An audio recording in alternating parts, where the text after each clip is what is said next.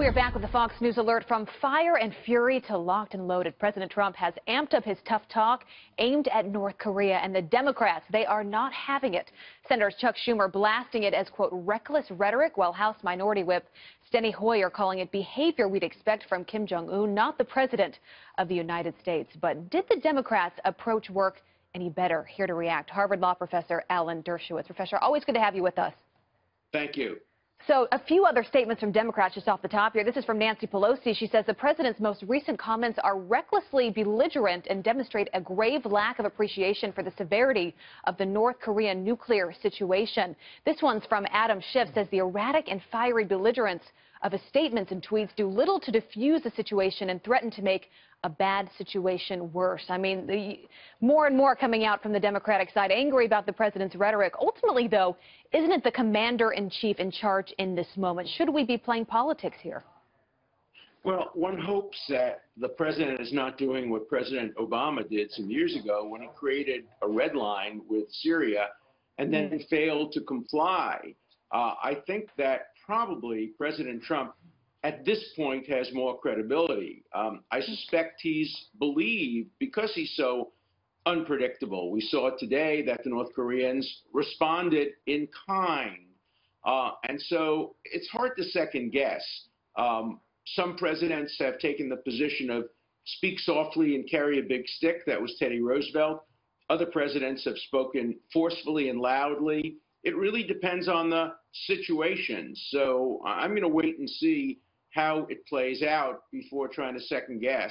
What I don't like is Congress coming in now and trying to pass legislation precluding the president from taking military action if necessary. That actually blunts any presidential impact and I think interferes with the president's right as commander-in-chief to make decisions affecting the national security of the United States. So these are tough questions. These are difficult times. I think we ought to take a deep breath and wait and see how it plays out. And it's a time where you would think this country would come together. Well, your response is a rational one. Let's take a back seat here, and let's hope that our generals and the commander-in-chief have a good handling of this. Let's just see where it goes.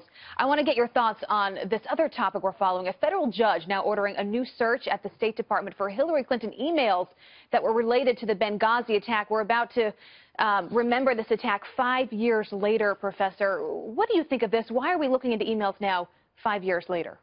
Well, first of all, it's important to note this is not part of a criminal investigation. It would be wrong to be conducting a criminal investigation of this. There is nothing criminal about what happened at Benghazi. This is a freedom of information request. And as a liberal, I'm always in favor of freedom of information requests being granted. All the judge did is said that a freedom of information request was not responded to fully by the State Department previously. Why not then? Why not? Well, it should have been, and American citizens are entitled to know whatever is available under freedom of information.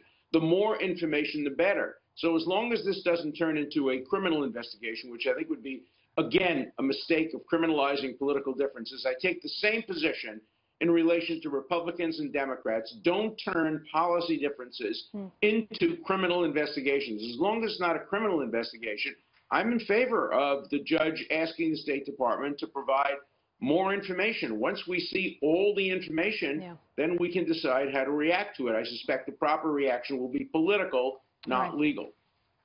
Professor, always good to have your insights. Really appreciate you joining us this morning.